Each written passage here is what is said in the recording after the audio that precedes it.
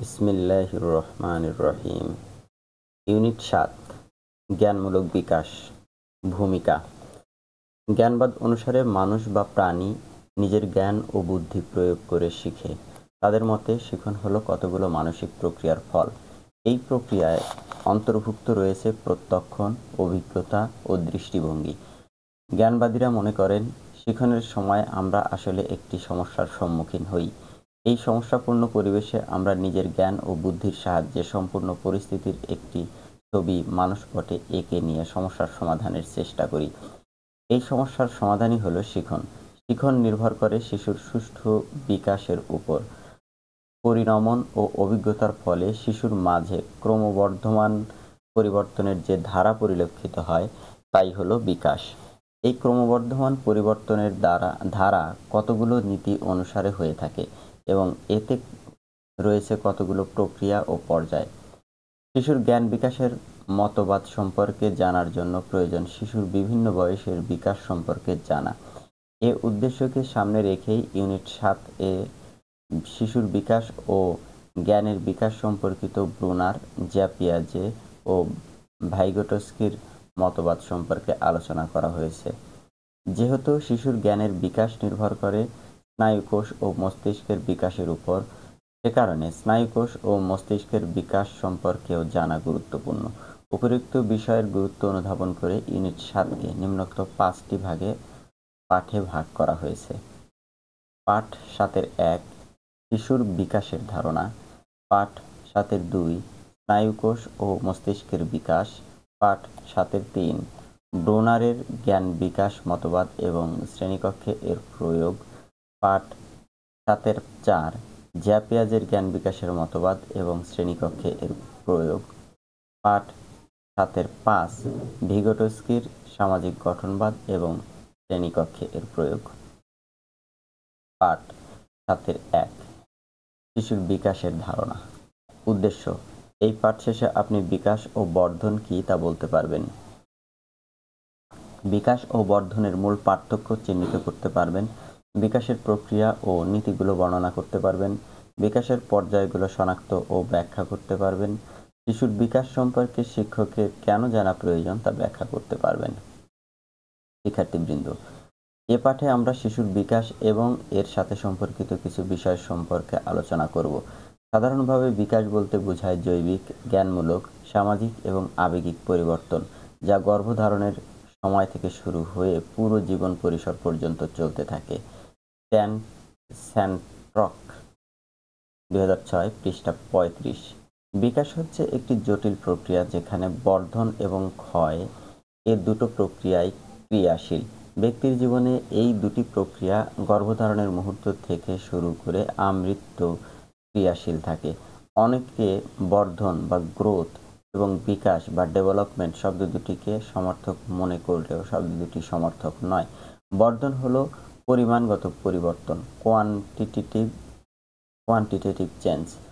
বিপরীতে বিকাশের মাধ্যমে যে পরিবর্তন হয় তাকে গুণগত পরিবর্তন বা কোয়ালিটেটিভ চেঞ্জ বলে। একটি উদাহরণের মাধ্যমে বিষয়টি বোঝানো যেতে পারে। শিক্ষার্থীবৃন্দ, আমরা জানি একটি শিশু যখন জন্মগ্রহণ করে তখন তার ওজন হয়ে থাকে 5 থেকে 8 পাউন্ড এবং দৈর্ঘ্য 17 থেকে 20 ইঞ্চি।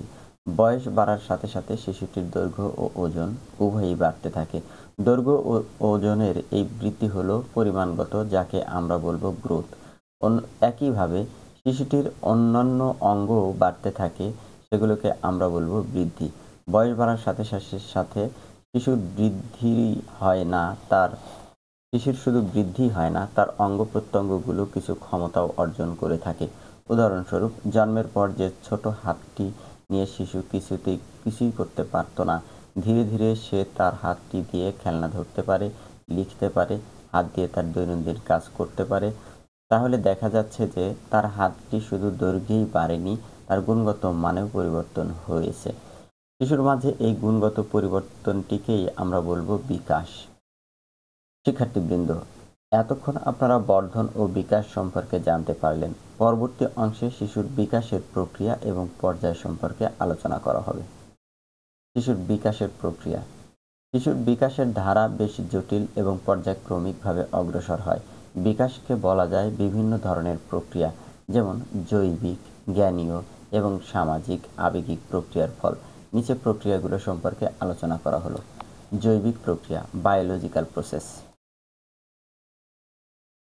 শিশুর শারীরিক যে পরিবর্তন তাকে বলা হয় জৈবিক প্রক্রিয়া। জৈবিক প্রক্রিয়ার মধ্যে রয়েছে মস্তিষ্কের বিকাশ, ওজন ও উচ্চতার বৃদ্ধি, পেশির দক্ষতা অর্জন এবং হরমোনের পরিবর্তন। শিশুর এই শারীরিক পরিবর্তনের বংশগতির একটি বিরাট ভূমিকা রয়েছে। 2. জ্ঞানীয় প্রক্রিয়া, কগনিটিভ প্রসেস। শিশুর চিন্তা, বুদ্ধি এবং ভাষার পরিবর্তন জ্ঞানীয় প্রক্রিয়ার অন্তর্ভুক্ত। শিশুর মাঝে সুষ্ঠু জ্ঞানীয় বিকাশের প্রক্রিয়া তাকে বিভিন্ন দক্ষতা অর্জনের যোগ্য করে তোলে। উদাহরণস্বরূপ, কোনো কবিতা স্মরণ করা, গাণিতিক সমস্যার সমাধানের জন্য চিন্তা করা এবং সম্পর্কযুক্ত কোনো বিষয়কে অর্থপূর্ণভাবে ব্যাখ্যা করা। 3. সামাজিক আবেগিক প্রক্রিয়া, সোশিয়াল এডুকেশনাল প্রসেস। শিশুর আবেগ, ব্যক্তিত্ব এবং অন্যদের সাথে সম্পর্ক তৈরি বা সম্পর্কের পরিবর্তনই হলো সামাজিক আবেগিক প্রক্রিয়া। শিশুদের প্রতি মা বাবার মনোযোগ ও পরিচর্যা, সহপাঠীদের প্রতি আক্রমণাত্মক আচরণ, কোনো মেয়ের মধ্যে দৃঢ়তার মনোভাব কিংবা শিশুর মধ্যে যে আনন্দের অনুভূতি, এসবই বিকাশের সামাজিক আবেগিক প্রক্রিয়ার উদাহরণ। বিকাশের পর্যায়। শিশু তার জীবন পরিসরে পর্যায়ক্রমিক কতগুলো পর্যায় অতিক্রম করে। এই পর্যায়গুলোকে বলা হয় বিকাশমূলক পর্যায়। শিশুর বিকাশের পর্যায়গুলো নিচে আলোচনা করা হলো। 1. নবজাতক কাল, নিউবর্ন পিরিয়ড। নবজাতক কাল জন্ম থেকে 18 থেকে 24 মাস পর্যন্ত স্থায়ী হয়। এ পর্যায়ে শিশু বড়দের উপর নির্ভরশীল থাকে। বিভিন্ন ধরনের ক্রিয়াকলাপ, যেমন ভাষার বিকাশ, প্রতীকী চিন্তা, ইন্দ্রিয় পেশিগত সমন্বয় এবং সামাজিক শিখনের সূচনা শিশুর মাঝে এ পর্যায় থেকেই শুরু হয়। 2. প্রাথমিক শৈশবকাল, আর্লি চাইল্ডহুড পিরিয়ড।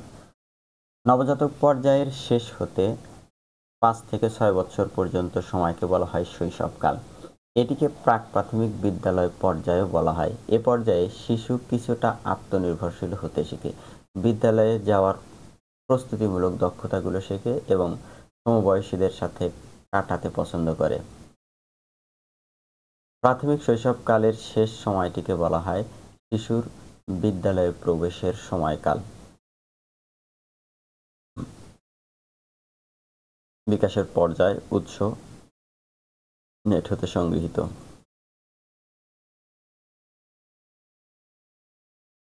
3. মধ্যবর্তী ও পরবর্তী শৈশবকাল, middle and late childhood period. এটিকে প্রাথমিক বিদ্যালয় পর্যায় হিসেবে অভিহিত করা হয়। এ পর্যায়টির স্থায়িত্ব হল 6 বছর থেকে 11 বছর পর্যন্ত। এ পর্যায়ে শিশু পড়ালেখা এবং গণিতের বিভিন্ন দক্ষতা অর্জন করে থাকে।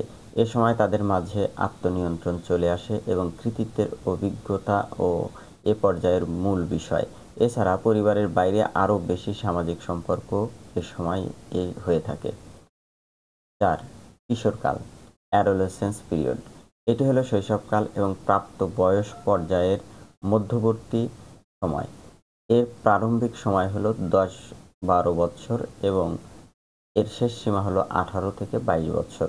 এ পর্যায়ে শিশুদের মাঝে দ্রুত শারীরিক পরিবর্তন হতে থাকে, যেমন উচ্চতা, ওজন এবং বিভিন্ন মুখ্য ও যৌন পরিবর্তন। এ পর্যায়ে তারা যথেষ্ট আত্মনির্ভরশীল ও স্বাধীনচেতা হয়ে থাকে, নিজেদের আত্মপরিচয়ের প্রতি অধিক মনোযোগী হয়। এ পর্যায়ে এসে তাদের চিন্তা আরও বেশি বিমূর্ত, যৌক্তিক এবং আদর্শগত হয়ে থাকে। 5. প্রাথমিক প্রাপ্তবয়স্ক পর্যায় বা যৌবনকাল, আর্লি অ্যাডাল্টহুড পিরিয়ড। এই পর্যায়টি শুরু হয় কিশোরকালের শেষ বা 20 বছর বয়স থেকে এবং 30 বছর বয়সে শেষ হয়। এ পর্যায়ের প্রধান বৈশিষ্ট্য হল কাজ বা চাকরিতে যুক্ত হওয়া এবং ভালোবাসার সম্পর্কে জড়ানো, অর্থাৎ এ পর্যায়ে ব্যক্তি তার জীবন জীবিকার সিদ্ধান্ত গ্রহণ করে এবং পছন্দের কারো সাথে অন্তরঙ্গ সম্পর্ক তৈরি করে। শিক্ষার্থীবৃন্দ, বিকাশের আরও কয়েকটি পর্যায় রয়েছে, যেমন মধ্যবর্তী ও পরবর্তী প্রাপ্তবয়স্ক পর্যায়, মধ্য বয়স এবং বৃদ্ধ বয়স পর্যায়। তবে আমরা আমাদের আলোচনাকে এ পর্যন্তই রাখব, কারণ শৈশবকাল থেকে কিশোরকাল পর্যন্ত শিশুর বিকাশ সম্পর্কে জানা একজন শিক্ষকের জন্য বিশেষভাবে গুরুত্বপূর্ণ, কারণ তারা বিদ্যালয়ে প্রাথমিক শৈশবকাল থেকে শুরু করে বিকাশের কিশোরকালের শেষ পর্যায় পর্যন্ত শিক্ষার্থীদের শিক্ষা দিয়ে থাকেন। আর এসব শিশু কিশোরদের পরিচালনা করার জন্য বিকাশের বিভিন্ন পর্যায় এবং প্রক্রিয়া সম্পর্কে জানা শিক্ষকের প্রয়োজন। কারণ বিভিন্ন বয়সের শিশু কিশোরদের বিকাশমূলক সমস্যা নিয়েই তাদের শিখন শেখানো কার্যক্রম পরিচালনা করতে হয়। বিকাশের নীতি। শিশু মাতৃগর্ভ থেকেই ধীরে ধীরে বড় হতে থাকে, আর বড় হওয়ার ক্ষেত্রে দুটি প্রক্রিয়া ক্রিয়াশীল। এর একটি হলো বর্ধন এবং অন্যটি হলো বিকাশ। প্রক্রিয়া দুটি পরস্পর নির্ভরশীল হলেও এদের রয়েছে সামঞ্জস্যপূর্ণ গতিময় ধারা। শিশুর বিকাশ কতগুলো নীতি অনুসারে অগ্রসর হয়, এ অংশে বিকাশের নীতি সম্পর্কে আলোচনা করা হবে। ক. বিকাশ সুনির্দিষ্ট ও পূর্ববর্তীযোগ্য ধারা মেনে চলে।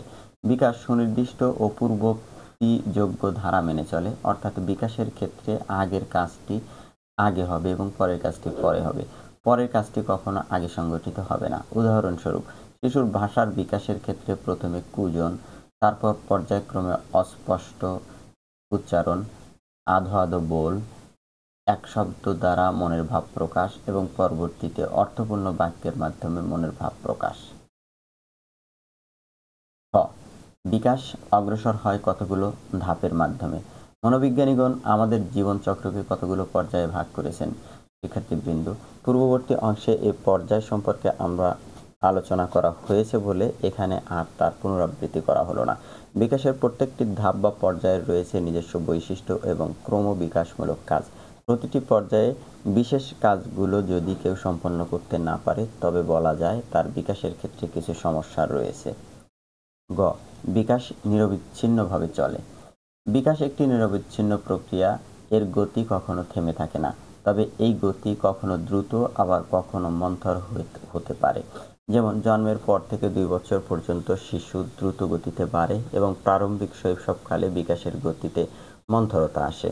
বয়ঃসন্ধিকালের দৈহিক ও মানসিক পরিবর্তনগুলো দ্রুত হয়, যা পরবর্তী পর্যায়গুলোতে পরিলক্ষিত হয় না। বিকাশের বিভিন্ন দিকের রয়েছে বিভিন্ন গতি বা হার। জন্মের পর শিশুর দেহের সব অঙ্গ প্রত্যঙ্গ একই হারে বৃদ্ধি পায় না। ঘ. বিকাশ ধারায় ব্যক্তিতে ব্যক্তিতে পার্থক্য পরিলক্ষিত হয়। বিকাশের নিজস্ব ধারা থাকলেও বিকাশের ক্ষেত্রে ব্যক্তিতে ব্যক্তিতে পার্থক্য পরিলক্ষিত হয়। যেমন, কেউ হাঁটতে শুরু করে দেরিতে, কেউ বা যথাসময়ে। ব্যক্তিতে ব্যক্তিতে এই পার্থক্য বংশগতি, পরিবেশ, পুষ্টিকর খাবার, জলবায়ু, দৈহিক অবস্থা ইত্যাদি কারণে হয়ে থাকে। বিকাশ পরিণমন ও শিখনের উপর নির্ভরশীল। একটি শিশু কতটুকু শিখতে পারবে তা নির্ভর করে তার পরিণমনের উপর। পরিণমন বা ম্যাচিউরিটি হলো শিশুর অভ্যন্তরীণ বৃদ্ধি। পরিণমনের পূর্বে শিখন বা বিশেষ ধরনের প্রশিক্ষণের কোনোরূপ সার্থকতা নেই। পরিণমন না হওয়া পর্যন্ত শিশুকে দিয়ে জোর করে কোনো কিছু শেখানো যাবে না। উদাহরণস্বরূপ, পেন্সিল ধরার জন্য যে পরিপক্কতা প্রয়োজন তা আসে না বলেই 3 মাস বয়সের একটি শিশুকে দিয়ে লেখানো সম্ভব হয় না। চ. বিকাশের ধারায় বিচ্ছিন্নতার সাথে সমন্বয় রয়েছে। বিকাশের ধারায় যেমন বিচ্ছিন্নতা রয়েছে, তেমনি সমন্বয় রয়েছে। যেমন, আমাদের বুদ্ধি, মনোযোগ, আবেগ, প্রেরণা, স্মৃতি ইত্যাদি ভিন্ন ভিন্নভাবে নিজস্ব কাজ করলেও তাদের মাঝে সমন্বয় রয়েছে, অর্থাৎ একে অপরের সাথে সম্পর্ক বজায় রেখে কাজ করে। খ. বিকাশের কতগুলো গতি আছে। বিকাশের গতি 2 ধরনের নীতি মেনে চলে। নীতিগুলো হলো সেফালোক-ডাল নীতি। মাথা থেকে ধীরে ধীরে পায়ের দিকে বিকাশের যে গতি তাকে বলা হয় সেফালোক-ডাল নীতি বা সেফালোক-ডাল প্রিন্সিপাল।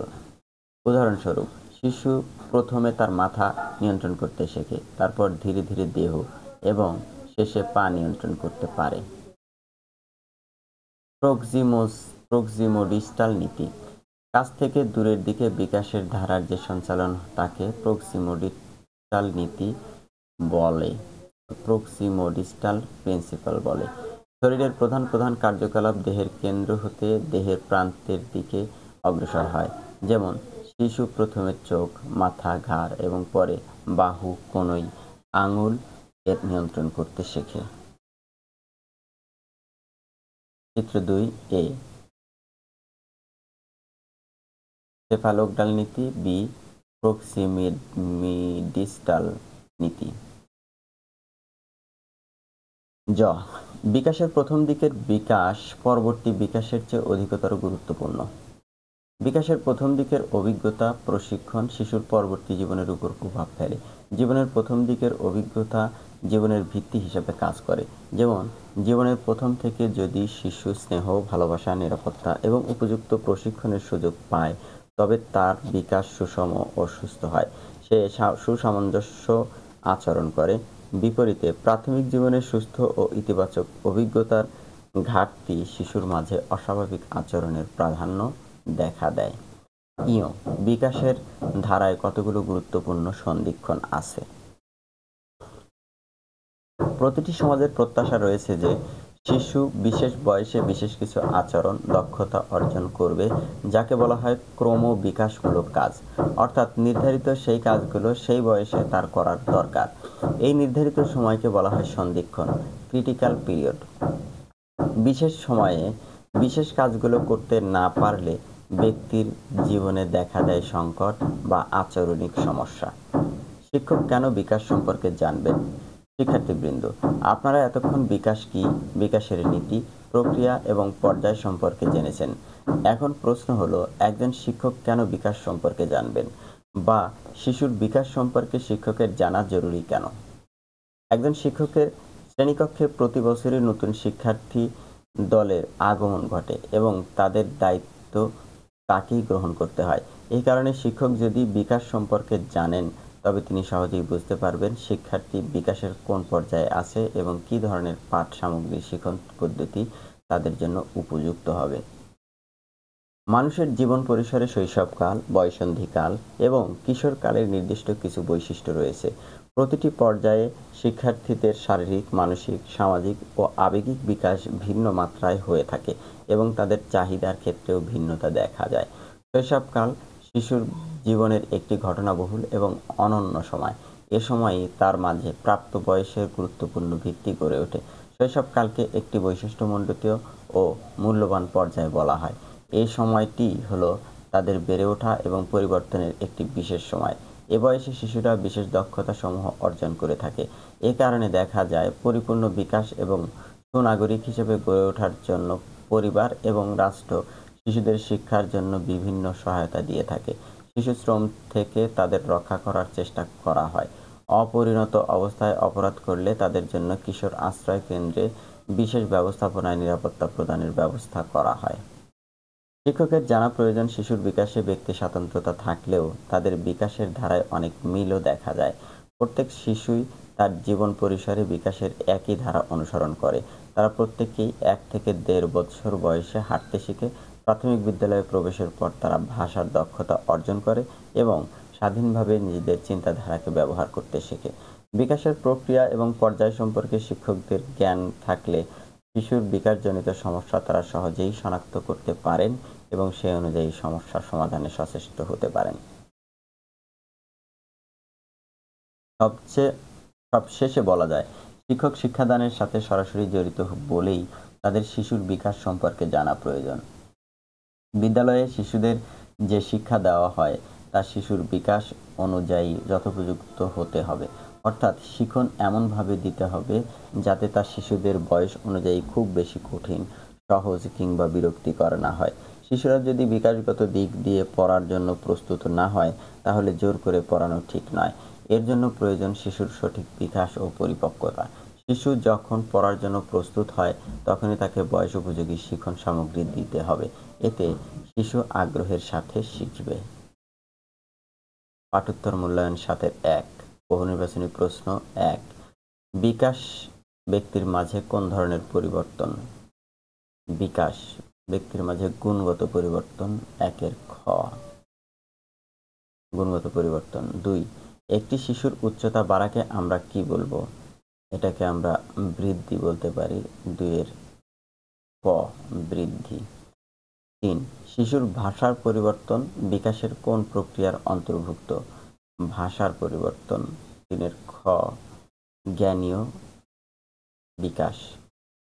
৪, একটি শিশুর সাইকেল চালানোর দক্ষতা নিচের কোনটির উদাহরণ?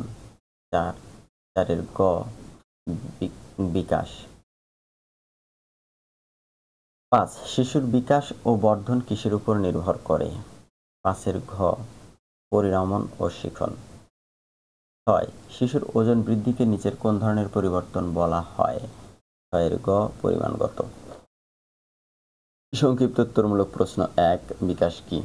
2 বিকাশ ও বর্ধনের মধ্যে পার্থক্য উল্লেখ করুন। 3 শিশুর বিকাশের গতি সম্পর্কিত নীতি দুটি লিখুন। 4 জীবনের প্রথম দিকের বিকাশ পরবর্তী বিকাশের চেয়ে গুরুত্বপূর্ণ কেন? রচনামূলক প্রশ্ন 1 বিকাশ বলতে কি বোঝায়? বিকাশের নীতিগুলো বর্ণনা করুন। 2 বিকাশের প্রক্রিয়াগুলো উদাহরণসহ আলোচনা করুন। 3 বিকাশের পর্যায়গুলোর সংক্ষিপ্ত বর্ণনা দিন। 4 শিশুর বিকাশ সম্পর্কে শিক্ষকের জানা প্রয়োজন কেন ব্যাখ্যা করুন। পাঠ 7-2 স্নায়ুকোষ ও মস্তিষ্কের বিকাশ।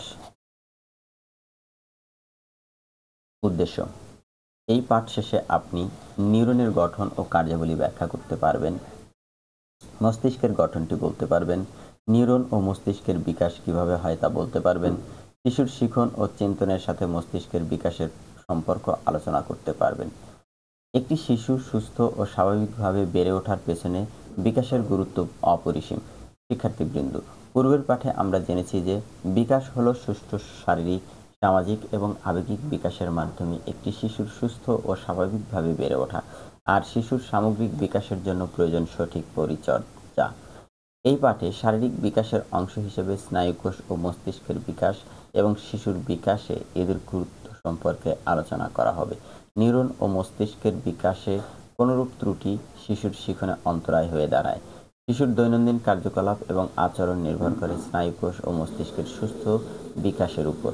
শিক্ষার্থীবৃন্দ, আসুন আমরা এবার জানার চেষ্টা করি স্নায়ুকোষ কি, এদের গঠন ও এবং কার্যাবলী সম্পর্কে। স্নায়ুকোষ কি? কোষকে বলা হয় দেহের একক। বিভিন্ন ধরনের কোষের মধ্যে স্নায়ুকোষ বা নিউরনের ভূমিকা খুবই গুরুত্বপূর্ণ। স্নায়ুকোষ হলো স্নায়ুতন্ত্রের মৌলিক একক। বিশেষত স্নায়ুতন্ত্রের মাধ্যমে তথ্যকে সঞ্চারিত করাই হলো স্নায়ুকোষের মূল কাজ। একটি মস্তিষ্কে কতগুলো স্নায়ুকোষ আছে সে সম্পর্কে কোনো সুনির্দিষ্ট পরিমাপ না থাকলেও গবেষকগণ মনে করেন যে একটি মস্তিষ্কে প্রায় 100 থেকে 200 বিলিয়ন স্নায়ুকোষ রয়েছে। তথ্য সঞ্চালনের জন্য এই স্নায়ুকোষগুলোর যে কোনো একটি এর পার্শ্ববর্তী 1000টি স্নায়ুকোষের সাথে যোগাযোগ রক্ষা করতে পারে। ট্রাইডার ইটিএল 1983। স্নায়ুকোষ গঠন। স্নায়ুকোষের গঠন। আকৃতি এবং গঠনের দিক থেকে সব স্নায়ুকোষ একই রকম নয়।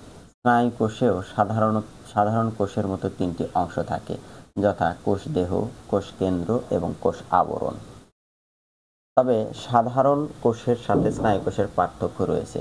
সেটি হলো স্নায়ুকোষে আরও 2টি অংশ আছে, যার একটিকে বলা হয় স্নায়ুকেশ বা ডেনড্রাইট এবং অন্যটিকে বলা হয় স্নায়ু শাখা অ্যাক্সন। স্নায়ুকোষ এর থেকে সংগৃহীত। গঠন অনুসারে স্নায়ুকোষকে আবার 3 ভাগে ভাগ করা হয়েছে, যথা 1 এক মেরু বিশিষ্ট স্নায়ুকোষ বা ইউনিপোলার। এ ধরনের স্নায়ুকোষে কোনো স্নায়ুকেশ নেই, শুধু একটি স্নায়ু শাখা থাকে যা কিছুদূর অগ্রসর হয়ে দুভাগে বিভক্ত হয় এবং স্নায়ু শাখা ও স্নায়ুকেশের কাজ সম্পন্ন করে থাকে। 2 দ্বিমেরু বিশিষ্ট স্নায়ুকোষ বায়োপোলার। দ্বিমেরু বিশিষ্ট স্নায়ুকোষে কোষ দ্বিকেন্দ্রিকার একদিকে থাকে একটি স্নায়ুকেশ এবং অপরদিকে থাকে একটি স্নায়ু শাখা। 3 বহুমেরু বিশিষ্ট মাল্টিপোলার স্নায়ুকোষ।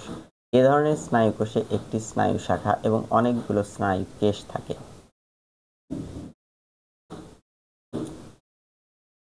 চিত্র 2 এরকমের এক মেরু, দ্বিমেরু এবং বহুমেরু বিশিষ্ট স্নায়ুকোষ।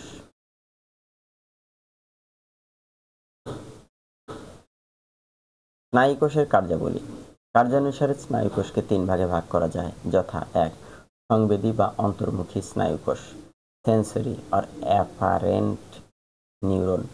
এ ধরনের স্নায়ুকোষগুলোর কাজ হলো শরীরের বিভিন্ন ইন্দ্রিয় থেকে সংবেদন বা উদ্দীপনা বহন করা এবং এই উদ্দীপনা মস্তিষ্কে নিয়ে আসা। 2. গতিবাহী বা বহির্মুখী স্নায়ুকোষ, মোটর অর এফারেন্ট নিউরন। গতিবাহী স্নায়ুকোষের কাজ হলো মস্তিষ্কে উৎপন্ন বায়ু প্রবাহ বহন করে মাংসপেশি বা গ্রন্থিসমূহে নিয়ে যাওয়া। 3. সংযোজক স্নায়ুকোষ, অ্যাসোসিয়েশন নিউরন। সংযোজক স্নায়ুকোষগুলো কেন্দ্রীয় স্নায়ুতন্ত্রের ভিতরে অবস্থান করে এবং অন্তর্মুখী স্নায়ুকোষের সাথে বহির্মুখী স্নায়ুকোষের সমন্বয় ও সংযোগ স্থাপন করে। অর্থাৎ সংযোগ স্নায়ুকোষ অন্তর্মুখী এবং বহির্মুখী স্নায়ুকোষের মাঝে সেতুবন্ধন হিসেবে কাজ করে। মস্তিষ্কের গঠন, বর্ধন ও বিকাশ। মানুষের অঙ্গের সবচেয়ে জটিল অংশ হলো মস্তিষ্ক, যার ওজন সাধারণভাবে 3 পাউন্ড হয়ে থাকে। আচরণের জন্য স্নায়ুতন্ত্রের যে অংশটি সর্বাপেক্ষা গুরুত্বপূর্ণ তা হলো মস্তিষ্ক। মস্তিষ্কের গঠনকে 3 ভাগে ভাগ করা যায়, যথা সম্মুখ মস্তিষ্ক বা ফোর ব্রেইন, মধ্য মস্তিষ্ক মিড ব্রেইন, পশ্চাৎ মস্তিষ্ক বা হিন্ড ব্রেইন। চিত্র 3, মানব মস্তিষ্কের গঠন। মস্তিষ্কের স্নায়ুর আকার ও সংখ্যা কিশোরকাল পর্যন্ত দ্রুত বৃদ্ধি পায়। এই বৃদ্ধি মায়েলিনেশন এর কারণে ঘটে। মায়েলিনেশন হলো একটি প্রক্রিয়া যা চর্বিযুক্ত কোষের ফ্যাসাইল একটি স্তর দ্বারা মস্তিষ্ক ও স্নায়ুর অনেক কোষকে আবৃত রাখে। এর কাজ হলো স্নায়ুতন্ত্রের মধ্যে তথ্য সরবরাহের গতিকে বৃদ্ধি করা। মস্তিষ্কের মায়েলিনেশন প্রক্রিয়া হাত ও চোখের সমন্বয় রক্ষা করে যা শিশুর বয়স 4 বছর না হওয়া পর্যন্ত চলতে থাকে বা সম্পন্ন হয় না। এছাড়া এটি মনোযোগ ধরে রাখার জন্য গুরুত্বপূর্ণ। শিশু প্রাথমিক বিদ্যালয় পর্যায়ে না পৌঁছানো পর্যন্ত এর বিকাশ প্রক্রিয়া চলতে থাকে। মস্তিষ্কের সেলুলার স্তরের বিকাশের গুরুত্বপূর্ণ দিক হলো বিভিন্ন স্নায়ুগুলোর মধ্যে সংযোগ বৃদ্ধি। এক্ষেত্রে দেখা যায় যেসব সংযোগগুলো বেশি ব্যবহৃত হয় সেগুলো শক্তিশালী হতে থাকে। বিপরীতে অব্যবহৃত স্নায়বিক সংযোগগুলো অন্য কোনো ক্ষেত্রে ব্যবহারের জন্য সংরক্ষিত থাকে কিংবা ব্যবহৃত না হলে ধীরে ধীরে অদৃশ্য হয়ে যায়। মস্তিষ্কের দর্শন ও শ্রবণ ক্ষেত্র এবং সম্মুখবর্তী কর্টেক্স বা প্রিফ্রন্টাল কর্টেক্স উচ্চতর পর্যায়ের জ্ঞানীয় কার্যাবলী যেমন শিখন, স্মৃতি এবং যুক্তির জন্য খুবই গুরুত্বপূর্ণ এবং শিশুর 1 বছর পর্যন্ত সম্মুখবর্তী কর্টেক্সে অতিরিক্ত স্নায়ুর গঠন হয়। এছাড়া কিশোর বয়সের মস্তিষ্কেও ব্যাপক বিকাশমূলক পরিবর্তন হয়ে থাকে যা আবেগ ও উচ্চতর পর্যায়ের জ্ঞানীয় কার্যাবলীর জন্য দায়ী। সম্মুখবর্তী কর্টেক্স উচ্চতর পর্যায়ের কার্যাবলীকে নিয়ন্ত্রণ করে থাকে। আমরা জানি যে মস্তিষ্কের অধোমস্তিষ্ক বা সেরেব্রাল কর্টেক্স 2টি গোলার্ধে বিভক্ত। শিশুর ভাষা এবং ব্যাকরণ সম্পর্কিত দক্ষতা বাম গোলার্ধের বিকাশের সাথে সম্পর্কিত, তবে এটি দ্বারা বোঝায় না যে ভাষার সরল প্রক্রিয়াকরণ বাম গোলার্ধে হয়ে থাকে। বিপরীতে বিভিন্ন পরিস্থিতিতে ভাষার ব্যবহার, ভাষার আবেগিক প্রকাশ, মেটাফর এবং হাস্যরসমূলক দক্ষতা ডান গোলার্ধে অন্তর্ভুক্ত। তবে মস্তিষ্কের ডান গোলার্ধ সাধারণত অবাচনিক নন-ভার্বাল তথ্য প্রক্রিয়াকরণের সাথে সম্পৃক্ত, যেমন স্থানগত প্রত্যক্ষণ, দর্শনগত প্রত্যাবাহন, ভিজুয়াল রিকগনিশন এবং আবেগ ইত্যাদি। শিক্ষার্থীবৃন্দ, আপনারা জেনেছেন যে জন্মের মুহূর্তে প্রায় 100 বিলিয়ন স্নায়ুকোষ বা নিউরন শিশুর মস্তিষ্কে থাকে। 2 বছর বয়সে শিশুর মস্তিষ্কের আকার একজন পরিণত মানুষের প্রায় 80% হয়ে থাকে। এর মাঝে মস্তিষ্কের অন্যান্য কোষের যেমন গ্লিয়া বৃদ্ধি ও নতুন নতুন স্নায়ুকোষের সংযোগ হতে থাকে। 3 বছর বয়সে শিশুর মস্তিষ্কে প্রায় 1000 ট্রিলিয়ন স্নায়ুকোষের সংযোগ তৈরি হয়ে থাকে। জন্ম থেকে যৌবনকাল পর্যন্ত শিশুর মস্তিষ্কের পরিমাণের ধারণা নিচের চিত্রে দেখানো হলো। বয়স, মস্তিষ্কের ওজন জন্মের সময় 400 গ্রাম, 18 মাসে 800 গ্রাম, 3 বছর 1100 গ্রাম, পূর্ণ বয়স 1300 থেকে 1400 গ্রাম। মস্তিষ্কের বর্ধন চিত্র 4। মস্তিষ্কের বিকাশ, শিখন ও চিন্তন। নতুন নতুন স্নায়ুকোষ তৈরি এবং এদের মাঝে সংযোগের মাধ্যমে বিকাশমান মস্তিষ্ক শিশুকে চিন্তা ও কোনো কিছু শিখতে সহায়তা করে। বয়সের সাথে সাথে কিছু স্নায়ুকোষ ধ্বংসপ্রাপ্ত হয় এবং বাকিগুলোর মাঝে প্রতিনিয়ত সংযোগ তৈরি হতে থাকে। এভাবে জন্মপূর্ব সময় হতে ৩ বছর পর্যন্ত এবং পুনরায় ১১ বা ১২ বছরের দিকে স্নায়ুকোষের হ্রাসকরণ এবং সংযোগের মাধ্যমে শিশুর মস্তিষ্ক বিকশিত হয় এবং এর সাথে সাথে শিশুর চিন্তা, সচেতনতা ও শিখন দক্ষতা বৃদ্ধি পায়। মস্তিষ্কের বিভিন্ন অংশ বিভিন্ন দক্ষতার সাথে সম্পর্কিত। এসব দক্ষতাগুলো হলো আত্মনিয়ন্ত্রণ, সেলফ রেগুলেশন, সমস্যা সমাধান, প্রবলেম সলভিং, ভাষা বা যোগাযোগ, ল্যাঙ্গুয়েজ অর কমিউনিকেশন, সামাজিক বন্ধন, সোশ্যাল বন্ডিং। মস্তিষ্কের বৃদ্ধি, সংযোগ এবং ক্রিয়াকলাপ সবচেয়ে বেশি সংঘটিত হয় ১ থেকে ১.৫ বছর থেকে শুরু করে ৪ বছর বয়স পর্যন্ত। স্নায়ুবিজ্ঞানের ভাষায় এ সময়টি শিশুর আত্মনিয়ন্ত্রণ, সমস্যার সমাধান, সামাজিক, আবেগিক ও যোগাযোগমূলক আচরণ বিকাশের সবচেয়ে গুরুত্বপূর্ণ সময়। শিশুর মস্তিষ্কের বিকাশের উপর বংশগতি ও শিশুকে কিরূপ পরিবেশে লালন পালনের করা হয় তার প্রভাব রয়েছে। বংশগতির প্রধান উপাদান জিন মূলত স্নায়ুকোষের গঠন এবং মস্তিষ্কের বিভিন্ন অংশের সাথে এর সংযোগ তৈরি করে থাকে।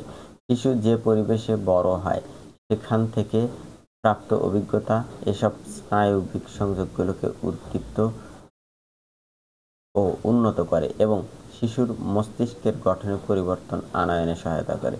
শিশুর লালন পালনের পরিবেশ যত উন্নত হবে তার মস্তিষ্কের বিকাশও তত উন্নত হবে। জীবনের প্রথম সময়টিতে মস্তিষ্কের বিকাশ খুব দ্রুত হয় বলে এ সময় শিশুর মস্তিষ্কের বিকাশের জন্য প্রয়োজন সুসংগঠিত ও বুদ্ধিদীপ্ত অভিজ্ঞতার। শিশু এ সময় যত বেশি স্নায়বিক কার্যকলাপের সুযোগ পাবে তার মস্তিষ্কের দক্ষতাগুলো গুলোর বিকাশও তত ভালো হবে। অনেক সময় বাবা মার অজ্ঞতা বা অবহেলার কারণে শিশুর এই বিকাশ বাধাপ্রাপ্ত হয়। যেসব কারণ শিশুর মস্তিষ্ক বিকাশকে বাধাগ্রস্ত করে তা হলো সীমিত ভাষার ব্যবহার বা উপস্থাপন, স্পর্শ বা সামাজিক মিথস্ক্রিয়া, জ্ঞানীয় বা আবেগীয় অবহেলা এবং মস্তিষ্কের গঠনগত পরিবর্তন। এটি বিভিন্ন ধরনের হতে পারে, যেমন পর্যাপ্ত পুষ্টির অভাবে অপরিণত মস্তিষ্কের বিকাশ এবং স্নায়ুর ধ্বংস বা হ্রাস হওয়া। শিশুর পরিচর্যাকারী যেমন মা, বাবা বা অভিভাবক শিশুর মস্তিষ্কের বিকাশের সাথে সম্পর্কিত দক্ষতা যেমন আত্মনিয়ন্ত্রণ, সমস্যা সমাধানের দক্ষতা, ভাষা বা যোগাযোগের দক্ষতা, শিখন এবং সামাজিক ও আবেগিক ক্রিয়া ইত্যাদি সঠিক বিকাশে সহায়তা করতে পারে। সবশেষে বলা যায়, স্বাস্থ্যকর মস্তিষ্কের বিকাশের জন্য প্রয়োজন একটি সুসামঞ্জস্যপূর্ণ এবং পরিচর্যামূলক সম্পর্ক, যার মাধ্যমে শিশুর আত্মসচেতনতা, সামাজিক যোগ্যতা, আবেগিক বৃদ্ধি এবং অন্যান্য যোগ্যতা বিকশিত হয়। পাঠ উত্তর মূল্যায়ন ৭-২ বহু নির্বাচনী প্রশ্ন ১। দেহের একক বলতে নিচের কোনটিকে বোঝায়? ১ গ কোষকে বোঝায়। নিচের কোনটি স্নায়ুর কাজ? তথ্য সঞ্চালন করা। ৩ একটি মস্তিষ্কে কতগুলো স্নায়ুকোষ থাকে? ৩ ঘ একটি মস্তিষ্কে ১০০ থেকে ২০০ বিলিয়ন স্নায়ুকোষ থাকে। ৪ স্নায়ুকোষে কয়টি অংশ থাকে? ৪ খ স্নায়ুকোষে ৫টি অংশ থাকে। ৫ মস্তিষ্কের মায়েলিনেশন প্রক্রিয়া কোন কাজটি করে থাকে? ৫ ক চোখ ও হাতের সমন্বয়। ৬ অবাচনিক তথ্য প্রক্রিয়াকরণের জন্য মস্তিষ্কের কোন অংশটি দায়ী? এটা ডান গোলার্ধ হওয়ার কথা। ৬ গ ডান গোলার্ধ। ৭ ২ বছর বয়সের শিশুর মস্তিষ্কের আকার একজন পরিণত মানুষের মস্তিষ্কের প্রায় ৭/৮০%। সংক্ষিপ্ত উত্তরমূলক প্রশ্ন ১ নিউরন বা স্নায়ুকোষ কি? ২ গঠন অনুসারে স্নায়ুকোষ কয় ভাগে ভাগ করা যায়? ৩ মস্তিষ্কের গঠনটি লিখুন। রচনামূলক প্রশ্ন ১ স্নায়ুকোষের গঠন ও কার্যাবলী ব্যাখ্যা করুন। ২ স্নায়ুকোষ ও মস্তিষ্কের বিকাশ কিভাবে হয় আলোচনা করুন। ৩ শিশুর বিকাশ, শিখন ও চিন্তনের সাথে মস্তিষ্কের বিকাশের সম্পর্ক আলোচনা করুন। পাঠ ৭-৩ ব্রুনারের জ্ঞান বিকাশ মতবাদ এবং শ্রেণীকক্ষে এর প্রয়োগ।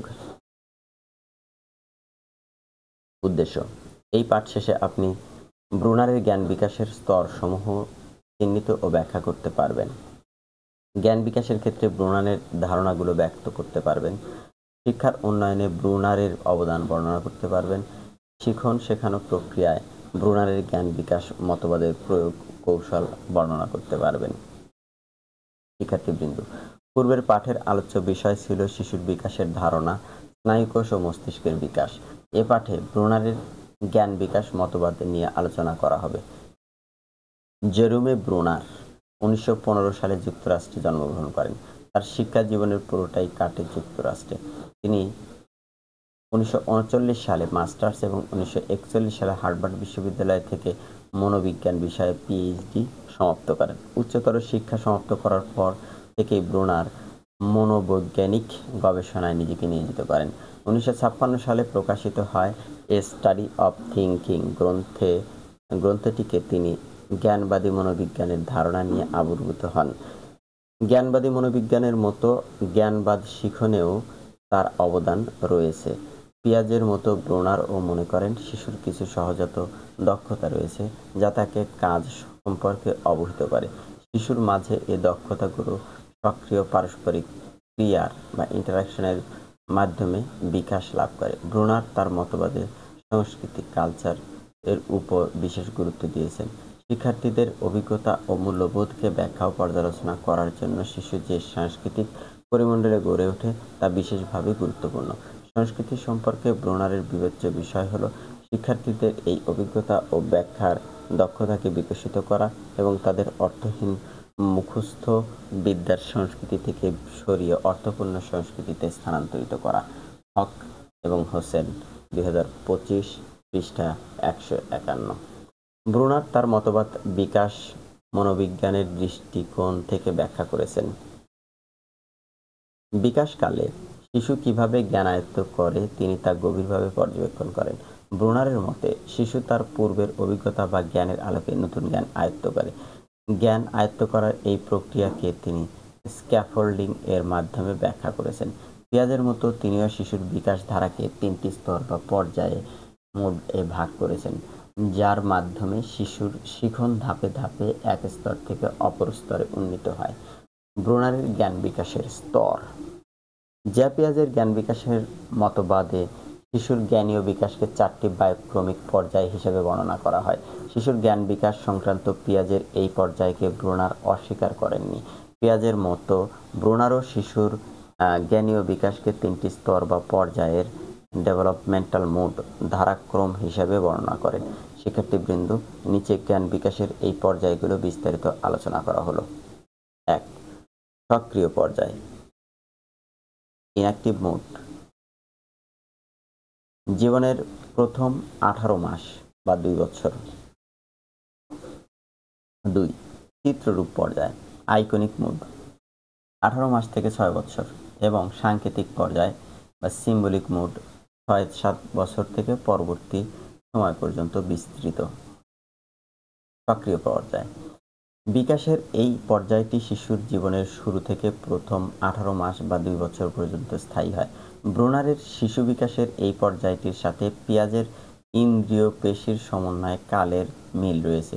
ব্রুনারের মতে শিশুর চিন্তা প্রাথমিকভাবে শারীরিক কর্মতৎপরতার উপর ভিত্তি করে গড়ে ওঠে। এই শারীরিক কর্মতৎপরতাকে তিনি বলেছেন স্বেচ্ছাপ্রণোদিত সক্রিয়তা। এ পর্যায়ে শিশু তার চিন্তন প্রক্রিয়া ব্যবহারের পরিবর্তে কাজের মাধ্যমে কোনো কিছু শিখে থাকে। ব্রুনারের মতে এ পর্যায়ে শিশুরা কোনো জিনিস ধরে বা নাড়াচাড়া করে সে বিষয়ে ধারণা লাভ করে। উদাহরণস্বরূপ, কোনো বস্তু হাতে পেলেই ছোট শিশু তা মুখে দেয়। মুখে দিয়ে সে বোঝার চেষ্টা করে যে তা খাদ্য কিনা। বস্তুর সাথে সক্রিয় মিথস্ক্রিয়া শিশুকে জ্ঞান অর্জনের প্রথম ধাপ অতিক্রমে সাহায্য করে। যেমন শিশু বল ধরে শেখে যে এটি গোল, দুধ খাওয়া যায়, পোকামাকড় মানুষকে কামড়ায়, এইগুলো ধরা যাবে না, কিংবা কোনো খেলনা খাওয়া যাবে না ইত্যাদি। চিত্ররূপ পর্যায়। সক্রিয় পর্যায়ে শিশু যে অভিজ্ঞতা অর্জন করে তার জ্ঞানীয় প্রতিরূপই হলো শিশুর বিকাশে চিত্ররূপ পর্যায়। এই পর্যায়ে শিশুর অভিজ্ঞতা বা তত্ত্বসংবেদীয় চিত্র বা কল্পনার মাধ্যমে সংরক্ষিত হয়। শিশুর চিন্তা মানসিক চিত্র বা আইকন এর উপর ভিত্তি করে গড়ে ওঠে। এগুলো হতে পারে কোনো দৃশ্য, কোনো কিছু শোনা, গন্ধ বা স্পর্শ নেওয়া। এ পর্যায়ে শিশুর জ্ঞানের প্রকাশ তার কর্মতৎপরতা থেকে স্বাধীন থাকে। অর্থাৎ এ পর্যায়টিকে শিশুর প্রত্যক্ষণ স্তর হিসাবে গণ্য করা যায়। সহজভাবে বলা যায়, এ পর্যায়ে শিশুকে তার অভিজ্ঞতার বস্তু বা ঘটনা নিয়ে সক্রিয় হতে হয় না, বরং কোনো বস্তু বা ঘটনা অনুধাবন করার জন্য সে তার একটি সংক্ষিপ্ত চিত্র বা আইকন কল্পনা করে নেয় এবং তার ভিত্তিতে প্রয়োজনীয় প্রতিক্রিয়া করে। যেমন মা যদি শিশুকে বলে দুধের গ্লাসটি গরম ধরো না, এ পর্যায়ে দেখা যাবে শিশুটি দুধের গ্লাসে হাত দিবে না। এক্ষেত্রে সে গরমের চিত্রটি প্রত্যক্ষণ বা অনুমান করতে পারে বলেই গ্লাসে হাত দিবে না। এ অবস্থায় শিশুর বস্তু নিয়ে আর পরীক্ষা করার প্রয়োজন হয় না, বরং কোনো বর্ণনা, চিত্র বা আইকন ব্যবহার করেই সে বস্তুটি সম্পর্কে সঠিক জ্ঞান অর্জন করতে পারে। পিয়াজের বাস্তব প্রায়োগিক স্তরের বা কংক্রিট অপারেশনাল স্টেজ এর সাথে ব্রুনারের এই স্তরের মিল রয়েছে, তবে পার্থক্য শুধু বয়সের সীমাবদ্ধতার মধ্যে। কারণ পিয়াজে মনে করেন শিশুর এই স্তরের কল্পনা বয়স নির্ভরযোগ্যতা, কিন্তু ব্রুনার এই যোগ্যতা বয়স নির্ভর নয়। যে কোনো বয়সে এটি ঘটতে পারে বললেও তার মতে এই পর্যায়টি শুরু হয় 18 মাস থেকে 6 বছরের মধ্যে। সাংকেতিক পর্যায়। জ্ঞান বিকাশের এই পর্যায়টি শিশু 6 থেকে 7 বছর বয়সের দিকে অর্জন করে। এ পর্যায়ে শিশু যে কোনো বস্তুর অনুপস্থিতিতেই তা নিয়ে ভাবতে বা কল্পনায় পরীক্ষা নিরীক্ষা করতে পারে এবং প্রতীকের মাধ্যমে তথ্য সংরক্ষণের যোগ্যতা অর্জন করে। ব্রুনারের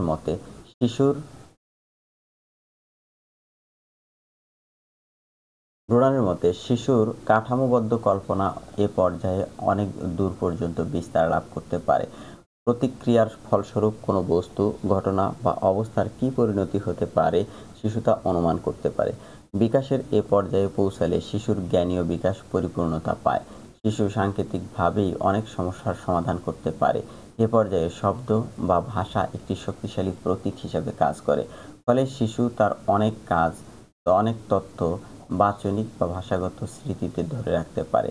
শিশু শুধুমাত্র ভাষা প্রতীকের ব্যবহার মাধ্যমে তার চারিপাশের জগৎকে তুলে ধরে না, সে অন্যান্য প্রতীক যেমন সংখ্যা বা সঙ্গীত প্রতীকের ব্যবহারের দক্ষতা অর্জন করে। ব্রুনারের জ্ঞান বিকাশের এ পর্যায়টি পিয়াজের মতবাদের প্রায়োগিক কালের অপারেশনাল স্টেজ এর সাথে তুলনীয়।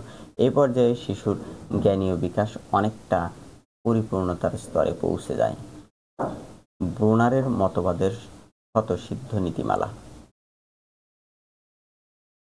বিকাশ কিভাবে হয় তা বোঝানোর জন্য ব্রুনার তার জ্ঞানীয় মতবাদে কতগুলো স্বতঃসিদ্ধ অনুমানের কথা বলেছেন। এই স্বতঃসিদ্ধ অনুমানের উপর নির্ভর করে শিশুর বিকাশ। ব্রুনার বর্ণিত এই অনুমান বা স্বতঃসিদ্ধগুলো হলো: উপস্থিত উদ্দীপকের প্রতি তাৎক্ষণিক সাড়া প্রদানের দক্ষতার উপর বিশেষ নির্ভর করে। কোনো ঘটনা স্মৃতির সংরক্ষণাগারে অন্তর্ভুক্ত করার ক্ষমতার উপর বিকাশ নির্ভরশীল। বৌদ্ধিক বিকাশ নির্ভর করে শিশুর দক্ষ ভাষা ব্যবহারের উপর। শিক্ষক ও শিক্ষার্থীর আন্তঃমিথস্ক্রিয়ার দক্ষতার উপর ও বুদ্ধির বিকাশ নির্ভরশীল। শিখন বহুলাংশে নির্ভর করে ভাষার মাধ্যমের উপর এবং একাধিক বিকল্প উপায়ের উপর মনোনিবেশ করার দক্ষতা বৌদ্ধিক বিকাশের অন্যতম পূর্বশর্ত। স্ক্যাফোল্ডিং ও সংখিল শিক্ষাক্রমের ধারণা। শিশুদের শিক্ষা দেওয়ার জন্য ব্রুনার প্রদ ও দৃঢ়করণ বা স্ক্যাফোল্ডিং এর ধারণাটি শিক্ষাক্ষেত্রে বিশেষভাবে গুরুত্বপূর্ণ। ব্রুনার মূলত ভিগোটস্কির কাজ দ্বারা প্রভাবিত হয়ে 1976 সালে স্ক্যাফোল্ডিং এর ধারণাটি সামাজিক গঠনবাদের অংশ হিসেবে তার মতবাদে অন্তর্ভুক্ত করেন। স্ক্যাফোল্ডিং শব্দটি উড এবং রস এর সাথে ব্রুনারের একটি যৌথ প্রবন্ধে প্রথম ব্যবহার হয়। তাদের মতে বয়স্ক ব্যক্তি যেমন মা, বাবা, অভিভাবক বা বড় ভাই বোন প্রত্যাহিক খেলাধুলায় পারস্পরিক ক্রিয়ার মাধ্যমে শিশুর জ্ঞানীয় বিকাশকে সহায়তা করতে পারেন। ব্রুনার ব্রুনার ও তার সহকর্মীরা শিক্ষাদানের কাজে স্ক্যাফোল্ডিংকে ব্যবহারের পরামর্শ দিয়েছেন। ব্রুস অ্যান্ড সেই 2001 স্ক্যাফোল্ডিংকে দুভাগে ভাগ করেছেন, যেমন নমনীয় সফট এবং কঠিন hard scaffolding. Hoque and Hossain 2015 হতে উদ্ধৃত, পৃষ্ঠা 168। নমনীয় স্ক্যাফোল্ডিং হল শিক্ষার্থীদের তথ্য সরবরাহ করা ও প্রয়োজনীয় বুঝিয়ে দেয়া। যেমন শ্রেণীতে কোনো কাজ দিয়ে শিক্ষক শিক্ষার্থীদের কাজ দেখেন এবং প্রয়োজনীয় পরামর্শ দিয়ে তাদের সাহায্য করেন। বিষয়ের কাঠিন্য ও গুরুত্ব বুঝে পূর্ব থেকেই সহায়তার পরিকল্পনা করা এবং শ্রেণীতে তার যথাযথ প্রয়োগ করাই হলো কঠিন স্ক্যাফোল্ডিং। যেমন অঙ্কের কোনো সমস্যা বোঝাবার জন্য শিক্ষক যখন কোনো সংকেত বা সহায়ক বিবরণ উপস্থাপন করেন, তখন শিক্ষকের এই সহায়তাই হলো শিক্ষার্থীর জন্য কঠিন স্ক্যাফোল্ডিং। শিক্ষাক্ষেত্রে স্ক্যাফোল্ডিং এর উদ্দেশ্য হলো: 1. স্ক্যাফোল্ডিং এর মাধ্যমে শিশুর মাঝে উচ্চতর পর্যায়ের বিকাশ ঘটানো। এটি দুভাবে করা যায়: ক. কোনো কাজ বা ধারণাকে সরলীকরণ বা সহজ করার মাধ্যমে, শিশুকে প্রেরণা বা উৎসাহ প্রদানের মাধ্যমে। 2. শিক্ষাদান বা জ্ঞান বিকাশ সংক্রান্ত বিকাশের গুরুত্বপূর্ণ বা ভ্রান্তিমূলক বিষয়গুলোকে চিহ্নিত করার মাধ্যমে সহায়তা দান। 3. শিশুর সম্মুখে কোনো আদর্শ বা মডেল উপস্থাপন করা, যাতে শিশু আদর্শকে অনুকরণ করে শিখতে পারে। 1977 সালে সর্বপ্রথম ব্রুনার সংখিল শিক্ষাক্রম বা স্পাইরাল কারিকুলাম ধারণাটি প্রবর্তন করেন। সংখিল শিক্ষাক্রমের মূল ধারণা হলো, কোনো বিষয় পর্যায়ক্রমে শিখলে ওই বিষয়টির শিখন দীর্ঘস্থায়ী হয়। যেমন বিভিন্ন শ্রেণীতে নতুন নতুন বিষয় না পড়িয়ে যদি একই বিষয়ের পরিমাণ শ্রেণী অনুযায়ী ধীরে ধীরে বাড়িয়ে পুনরাবৃত্তি করা হয়, তবে শিক্ষার্থীদের শিখন দীর্ঘস্থায়ী হবে এবং তাদের জ্ঞানের বিস্তার ও গভীরতা উভয়ই বৃদ্ধি পাবে। শিক্ষাক্রমের এই ধরনের পর্যায়ক্রমিক বিস্তারই হল সংখিল শিক্ষাক্রম। শিক্ষায় ব্রুনারের অবদান। শিক্ষাবিজ্ঞানের প্রসারে ব্রুনারের অবদান অনস্বীকার্য। 1960 সালে প্রকাশিত তার গ্রন্থ প্রসেস অব এডুকেশন শিক্ষক ও গবেষকদের শিশুর বিকাশ ও শিক্ষণ প্রক্রিয়া সম্পর্কে তথ্যবহুল দিক নির্দেশনা দিয়েছে। এই গ্রন্থটির মূল কথা হলো, কি শিখতে হবে তার চাইতে কোন বিষয় কিভাবে শিখতে হবে তা জানতে পারাই উত্তম। হক অ্যান্ড হোসেন 2015, পৃষ্ঠা 152। ব্রুনারের মতে যথাযথ শিখন পরিকল্পনা বা ইনস্ট্রাকশনাল ডিজাইন প্রস্তুত করতে পারলে সকল বিষয়ই যে কোনো বয়সের শিশুকে সঠিকভাবে শিক্ষা দেওয়া সম্ভব। কোনো জটিল বিষয় শিক্ষা দেওয়ার জন্য শিশুর সংবেদী অনুভূতিকে জাগ্রত করার জন্য যদি শিশুকে সক্রিয় করে তোলা যায়, তবে শিশুর চিন্তায় বিষয়টির একটি চিত্ররূপ বা আইকন সৃষ্টি হয়। এতে করে শিশু বা বস্তুটি শিশুর সামনে উপস্থাপিত না থাকলেও তা তার কল্পনায় সক্রিয় থাকবে। ব্রুনার একজন জ্ঞানবাদী মনোবিজ্ঞানী হওয়ার পর ও শিক্ষাক্রম প্রস্তুত, শ্রেণীতে নির্দেশনা দান, শিক্ষা উপকরণের ব্যবহার ইত্যাদি বিষয়ে ব্যাপক অবদান রেখেছেন। শিক্ষাক্ষেত্রে যে দুটি বিশেষ ধারণা প্রদানের জন্য তিনি অবদান রাখেন তা হল স্ক্যাফোল্ডিং ও সংখিল শিক্ষাক্রমের ধারণা। এছাড়া শিশুর ভাষা ও জ্ঞানীয় বিকাশের ক্ষেত্রেও তার গবেষণামূলক কাজের বেশ তাৎপর্যপূর্ণ প্রভাব রয়েছে। শিক্ষার্থীদের কোনো বিষয় সম্পর্কে দ্রুত ধারণা দেওয়ার জন্য বিষয়ের কাঠামোর গুরুত্ব ব্রুনার এই প্রথম অনুধাবন করেন। তার মতে শুধুমাত্র মুখস্থ করে শিক্ষার্থীরা কোনো জ্ঞান আয়ত্ত করতে পারলেও বিষয়টির গভীরে প্রবেশ করতে বা অর্জিত জ্ঞানের প্রয়োগ করতে ব্যর্থ হয়। সে কারণেই তিনি মনে করেন যে বিদ্যালয়ের শিক্ষাক্রম তৈরিতে এবং শ্রেণী উপযোগী বিষয়বস্তু প্রণয়নে বিষয় বিশেষজ্ঞদের অন্তর্ভুক্ত করা আবশ্যক। এ কাজে বিশেষজ্ঞদের অংশগ্রহণ না থাকলে বিদ্যালয়ের শিক্ষাক্রম ও পাঠদান প্রক্রিয়া একটি অতি সাধারণ কার্যক্রমে পরিণত হবে। এরূপ শিক্ষাক্রম শিক্ষার উদ্দেশ্য অর্জনে ব্যর্থ হবে এবং শিক্ষার্থীদের উন্নয়নে কোনো অবদান রাখতে পারবে না। শিক্ষার্থীবৃন্দ, আপনারা এ পর্যন্ত ব্রুনারের মতবাদের মূল বিষয়গুলো সম্পর্কে জানলেন। এবার শিক্ষাক্ষেত্রে এই মতবাদের প্রয়োগ সম্পর্কে আলোচনা করা হবে। শ্রেণীকক্ষে ব্রুনারের মতবাদের প্রয়োগ। ব্রুনারের বিখ্যাত গ্রন্থ দ্য প্রসেস অব এডুকেশন 1960 সালে প্রকাশিত হয়। এই গ্রন্থে ব্রুনার উল্লেখ করেন, শিশুরা সক্রিয় সমস্যা সমাধানকারী হিসেবে যে কোনো জটিল বিষয় বা ধারণা নিতে প্রস্তুত। ব্রুনার শিক্ষাকে শিশুর উপর চাপিয়ে দেওয়ার পরিবর্তে আগ্রহ নির্ভর করার পরামর্শ দিয়েছেন। শিক্ষণ প্রক্রিয়ায় পুরস্কার, শাস্তি ও পরীক্ষাকে তিনি কম গুরুত্ব দিয়েছেন। শিক্ষাদানের ক্ষেত্রে শিশুর জ্ঞান বিকাশ সংক্রান্ত ব্রুনারের মতবাদের সার্থক প্রয়োগ সম্ভব। শ্রেণীকক্ষে ব্রুনারের মতবাদ প্রয়োগের কিছু দিক নির্দেশনা নিচে দেওয়া হলো। ১. শিক্ষাদানের বিষয় ও নির্দেশনা শিক্ষার্থীর বিকাশের পর্যায় অনুযায়ী হতে হবে। যেমন শিক্ষাদানের সময় শিক্ষকের শিক্ষার্থীর বিকাশ পর্যায় এবং অর্থাৎ সক্রিয়, চিত্ররূপ ও সাংকেতিক পর্যায়ের দিকে বিশেষ দৃষ্টি দিতে হবে। এটি শিশুর বিকাশের স্তর অনুযায়ী শিক্ষককে তার পাঠদান পরিকল্পনা এবং পাঠ উপযোগী শিক্ষা উপকরণ নির্বাচন করতে সহায়তা করবে। ২.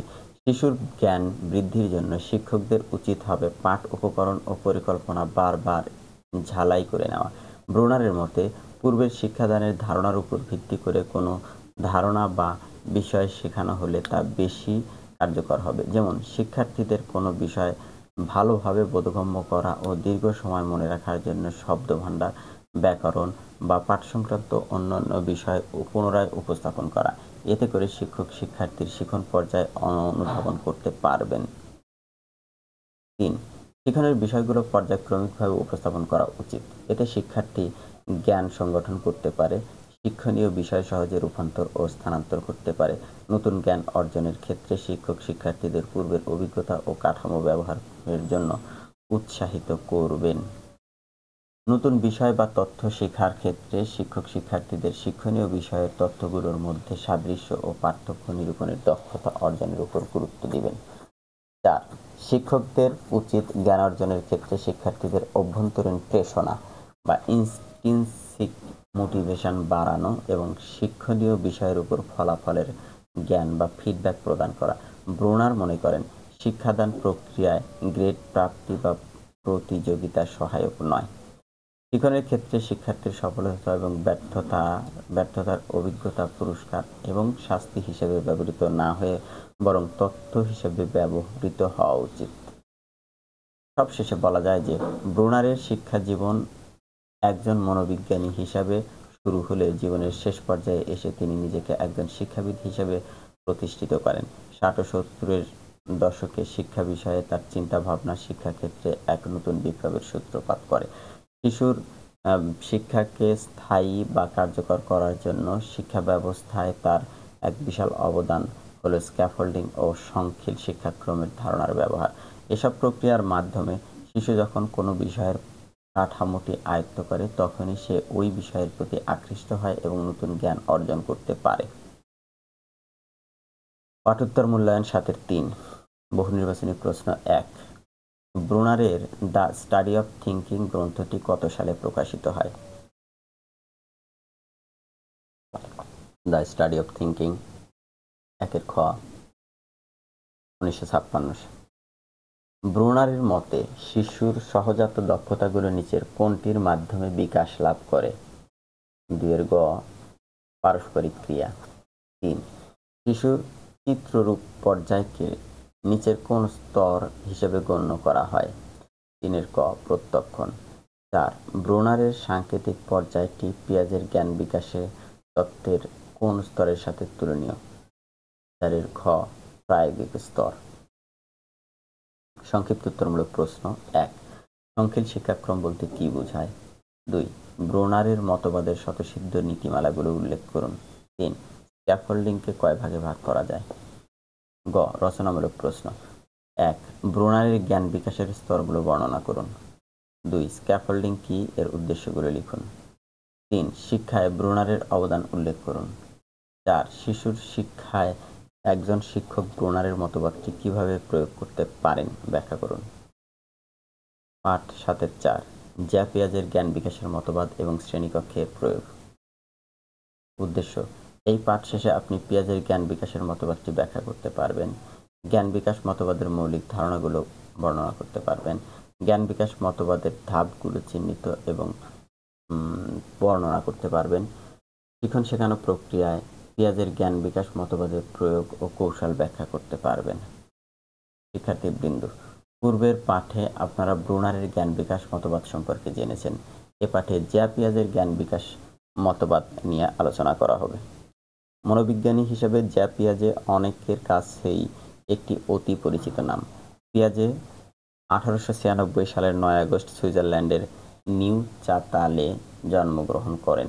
তার প্রথম বিজ্ঞানভিত্তিক প্রবন্ধ মাত্র 11 বছর বয়সে journal of natural history of Neuchatel এ প্রকাশিত হয়।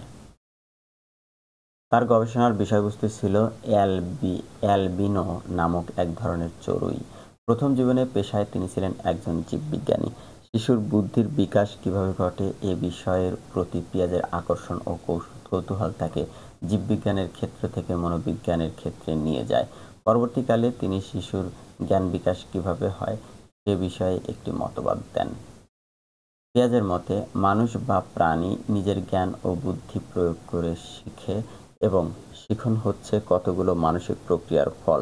এই প্রক্রিয়ার অন্তর্ভুক্ত রয়েছে প্রত্যক্ষণ, অভিজ্ঞতা ও দৃষ্টিভঙ্গি। পিয়াজের মতবাদ অনুসারে শিখনের সময় আমরা একটা সমস্যার সম্মুখীন হই। সমস্যাপূর্ণ পরিবেশে ব্যক্তি বা প্রাণী নিজের জ্ঞান ও বুদ্ধির সাহায্যে গোটা পরিস্থিতির একটি ছবি মানসপটে এঁকে নিয়ে তার সমাধানের চেষ্টা করে। এই সমস্যার সমাধানের অর্থই হলো শিখন। পিয়াজের মতবাদের মূল কথা হলো জ্ঞান মানুষের আবিষ্কার। জ্ঞান মানুষের জন্মগত সংগঠনের মধ্যে থাকে না বা আবিষ্কার কোনো বস্তুর মধ্যে থাকে না। মানুষ বা প্রাণী এই জ্ঞান পরিবেশ থেকে পারস্পরিক ক্রিয়ার মাধ্যমে অর্জন করে। পিয়াজে তার জ্ঞানীয় মতবাদ ব্যাখ্যা করার জন্য বিভিন্ন পর্যায়ে কতগুলি মৌলিক তাত্ত্বিক অভিধা টার্ম বা ধারণা প্রবর্তন করেন। তত্ত্বটি অনুধাবনের জন্য এসব তাত্ত্বিক অভিধা সম্পর্কে জানারও প্রয়োজন রয়েছে শিক্ষার্থীবৃন্দ। এ পর্যায়ে পিয়াজের তত্ত্বের প্রয়োজনীয় কয়েকটি মৌলিক ধারণা সম্পর্কে আলোচনা করা হবে। স্কিমা। স্কিমা হলো ক্রিয়ার ধরন বা মানসিক কাঠামো যা জ্ঞান অর্জন ও জ্ঞান সংগঠনের সাথে সংশ্লিষ্ট। জ্ঞান বিকাশের জন্য স্কিমার বিশেষ গুরুত্ব রয়েছে। অভিযোজন প্রক্রিয়া। অভিযোজন বা অ্যাডাপ্টেশন হলো প্রাণী ও পরিবেশের মধ্যে পারস্পরিক ক্রিয়া, ইন্টারাকশন।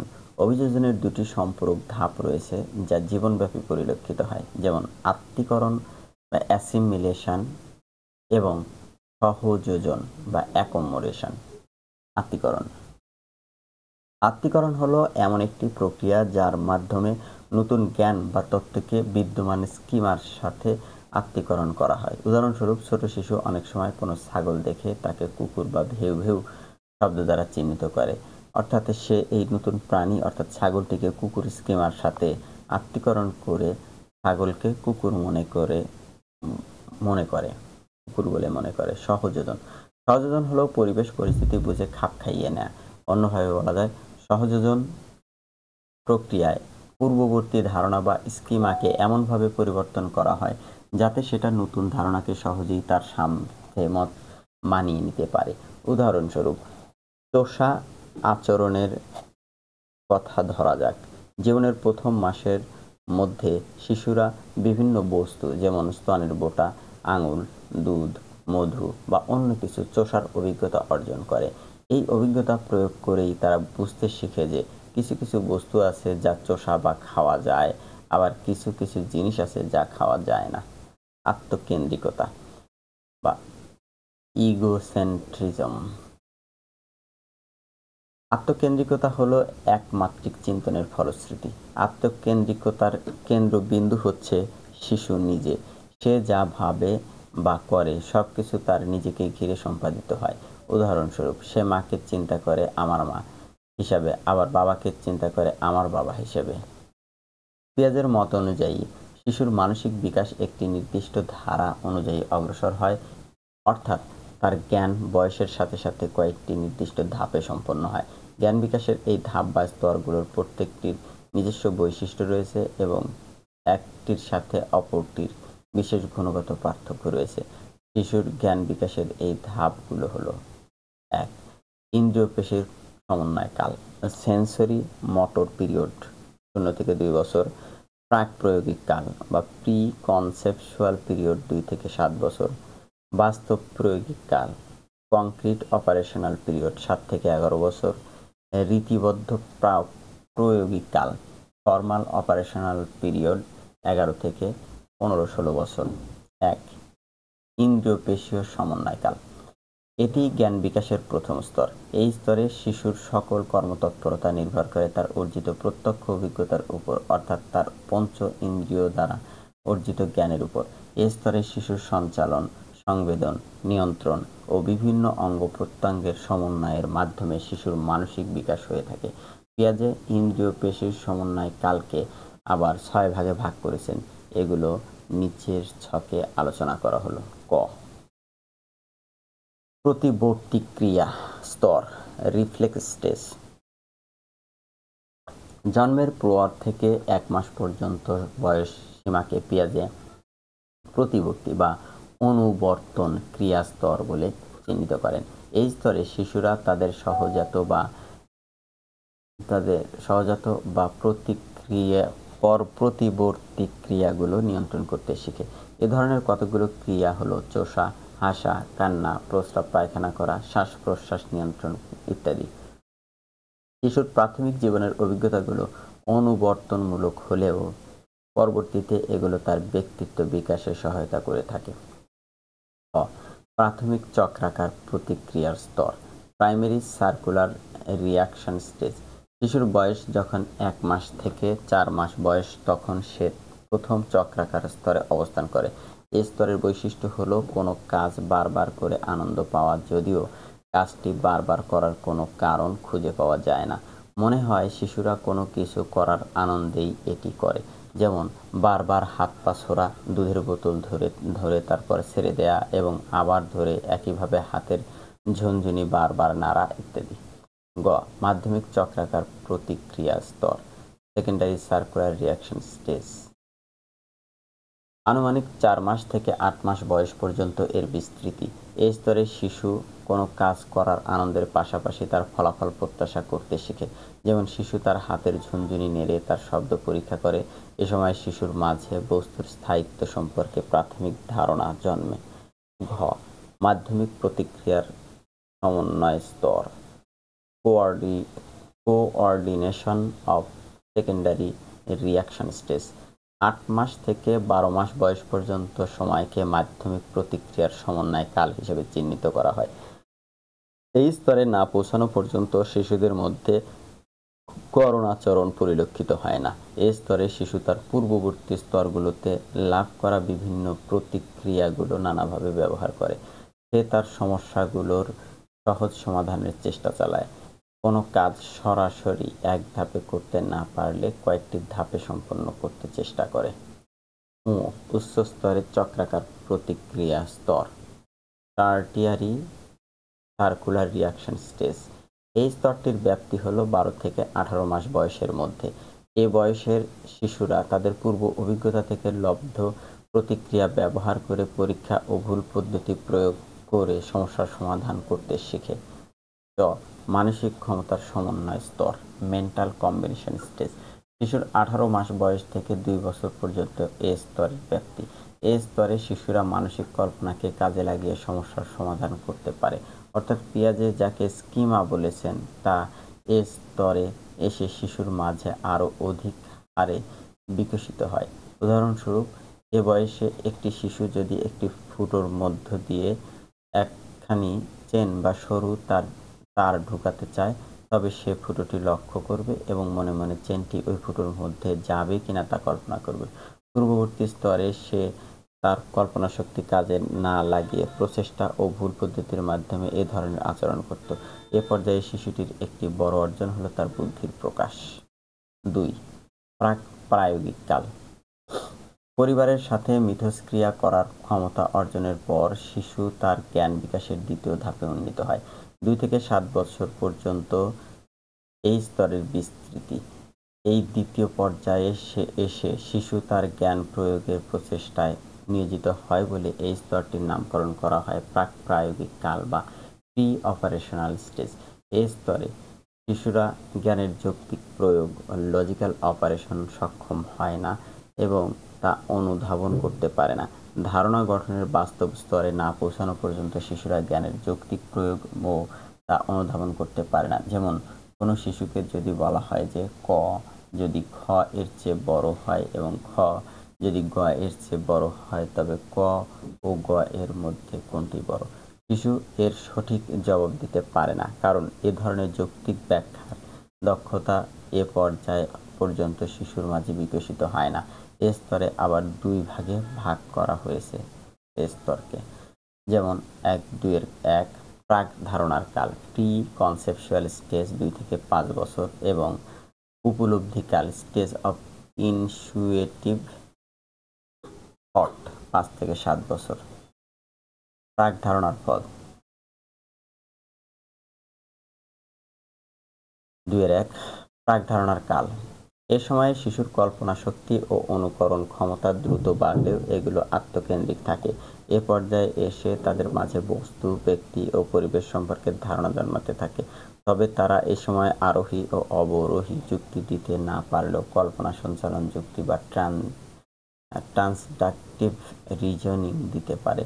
এ যুক্তির অর্থ হলো কোনো কিছু পরিষ্কারভাবে উদাহরণ দিয়ে বুঝাতে পারা, যেমন মা ব্যাগ নিয়েছেন কারণ মা বাইরে যাবেন। ২-২ উপলব্ধির কারণ। এ সময় শিশুর মধ্যে উপলব্ধির কাল। এ সময় শিশুর মধ্যে নতুন নতুন মানসিক ক্ষমতা ও যোগ্যতার বিকাশ ঘটে। শিশু অনুমানের উপর ভিত্তি করে পরিবেশ সম্পর্কে ধারণা নিতে পারে এবং কল্পনা সঞ্চালনের মাধ্যমে কোনো কিছুর কারণ খোঁজার চেষ্টা করে, তবে কোনো ঘটনার যুক্তিসঙ্গত ব্যাখ্যা দিতে পারে না। উদাহরণস্বরূপ, শিশুকে যদি জিজ্ঞেস করা হয় দিনের বেলায় চাঁদ কোথায় থাকে, উত্তরে সে হয়তো বলবে দিনের বেলা চাঁদ ঘুমিয়ে থাকে। এ সময় শিশুর মাঝে বস্তুর সংরক্ষণের বা কনজারভেশন ধারণা আসে না, অর্থাৎ বস্তু এক অবস্থা থেকে অন্য অবস্থায় গেলেও যে তার পরিমাণ একই থাকে তা সে বুঝতে পারে না। ৩. বাস্তব প্রয়োগিক কাল। বাস্তব প্রয়োগিক কালে এসে শিশুর কল্পনাবিলাসী অনুভূতি ধীরে ধীরে কেটে যেতে থাকে এবং এ সময় শিশু বাস্তব ও প্রকৃত বস্তু নিয়ে পরীক্ষা করে সবকিছু বোঝার চেষ্টা করে। শিশুর মধ্যে যৌক্তিক চিন্তনের প্রথম বিকাশ ঘটে বাস্তব প্রায়োগিক স্তরে। এ সময় শিশুরা তাদের অভিজ্ঞতাগুলো কোনো কিছুর সাথে সম্পর্কিত করতে পারে এবং তা ক্রমবিন্যাস করার মানসিক দক্ষতা সে অর্জন করে। বাস্তব প্রায়োগিক কালে শিশু বাস্তব আকার সম্পর্কে ধারণা করতে পারে। এ পর্যায়ে শিশুরা আকার অনুযায়ী বস্তু সাজাতে পারে ও শ্রেণীকরণ করতে পারে, যেমন বিভিন্ন ধরনের বস্তুকে তার শ্রেণী অনুযায়ী আলাদা করতে পারে। এ সময় তাদের মাঝে সংরক্ষণের ধারণা বিকাশ লাভ করে। উদাহরণস্বরূপ, একটি মোটা পাত্রের পানি উঁচু সরু আকারের পাত্রে রাখা হলে শিশু বলতে পারে যে উভয় পাত্রে পানি সমান আছে। শিশুরা সহজেই বুঝতে পারে যে পাত্রের আকার পরিবর্তন হলে দুটি পাত্রেই সমান পানি রয়েছে।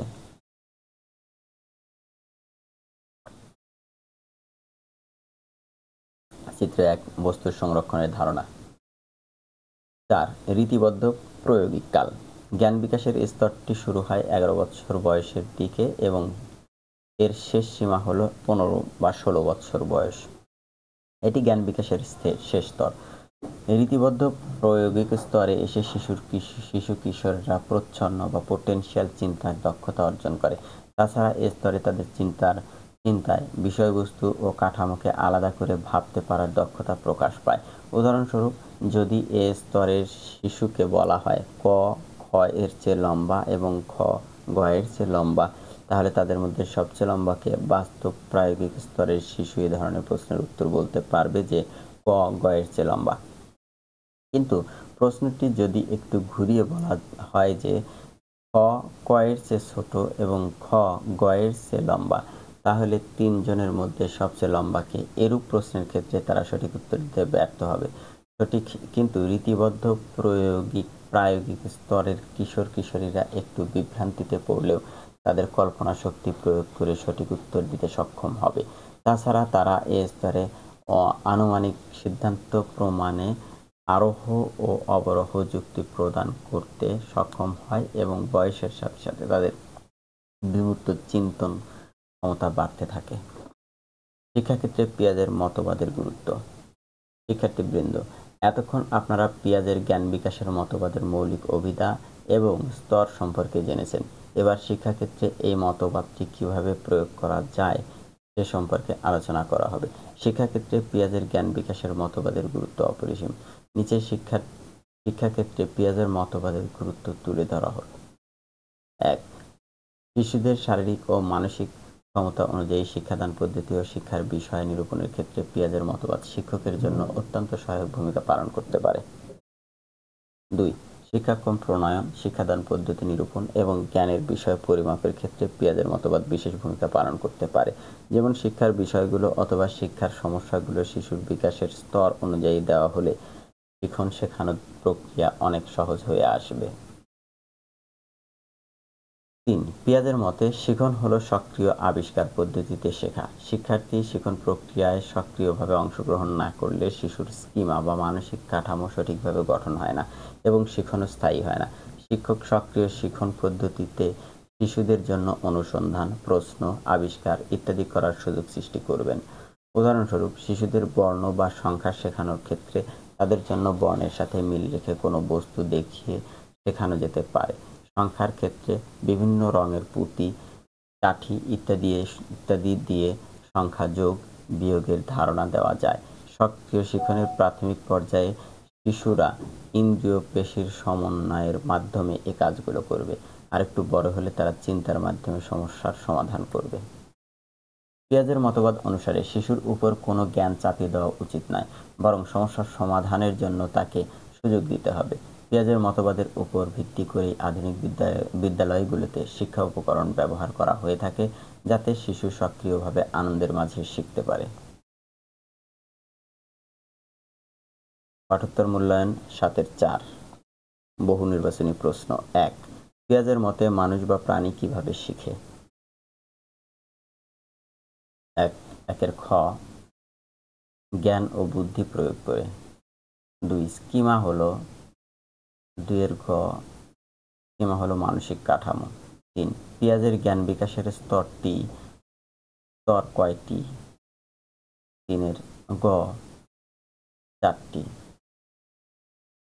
4. শিশুর মধ্যে কোন স্তর থেকে করণাচরণ দেখা যায়? 4 ঘ, মাধ্যমিক প্রতিক্রিয়ার সমন্বয় স্তর। 5. শিক্ষার মধ্যে যৌক্তিক চিন্তনের বিকাশ কোন স্তরে ঘটে?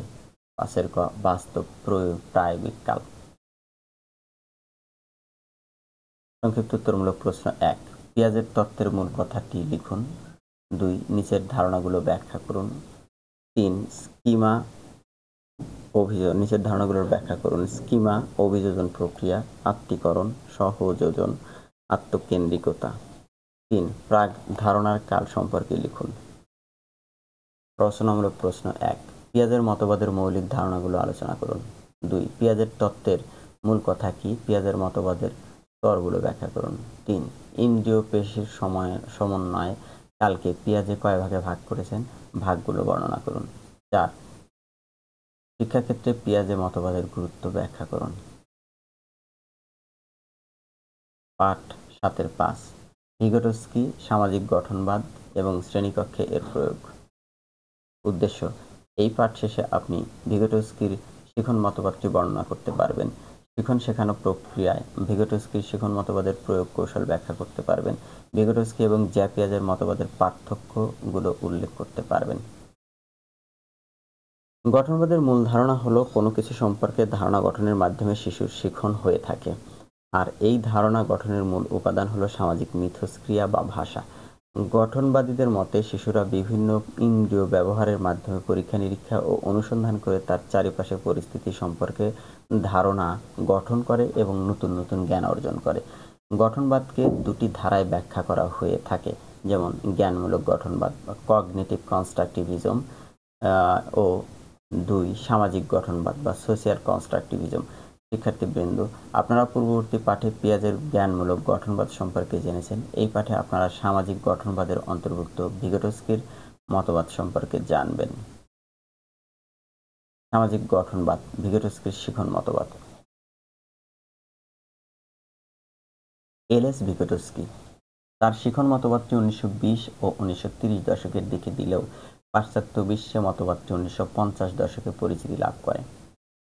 ভিগোটস্কির শিখন মতবাদের মূল ধারণা হলো সামাজিক মিথস্ক্রিয়া, সোশিয়াল ইন্টারঅ্যাকশন, অর্থাৎ সমাজ ও সংস্কৃতির সাথে সক্রিয় মিথস্ক্রিয়ার মাধ্যমে জ্ঞানের কাঠামোতে পরিবর্তনের ফলে শিশুর জ্ঞান ও বুদ্ধির বিকাশ ঘটে।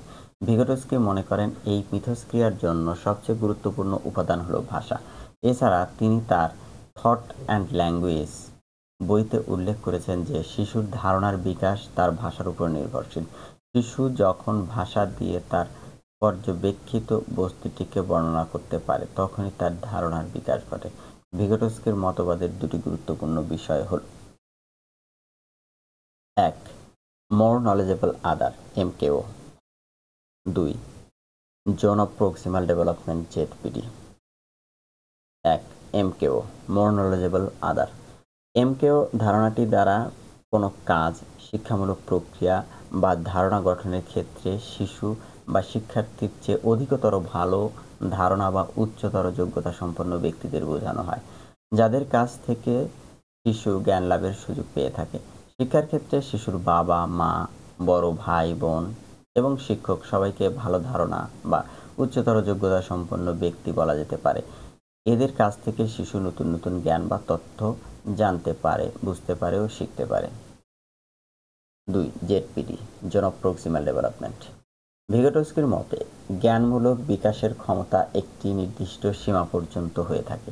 এই সীমাটিকে তিনি বলেছেন জোন অফ প্রক্সিমাল ডেভেলপমেন্ট বা জেডপিডি। এর অর্থ হলো শিশুর বিকাশ শুরু তখনই হয় যখন সে সামাজিক আচরণে সম্পৃক্ত হয় এবং এর পরিপূর্ণ বিকাশ নির্ভর করে সামাজিক মিথস্ক্রিয়ার উপর। বিকাশের একটি পর্যায়ে যে শিশু স্থির হয়ে যায়, এ পর্যায়ে শিশুর একক প্রচেষ্টার চেয়ে সমবয়সীদের সহযোগিতা বা বড়দের নির্দেশনার মাধ্যমে তার জ্ঞান বিকাশ অনেক বেশি হয়। নিচের চিত্রটিতে জেডপিডি বিষয়টি উপস্থাপন করা হলো।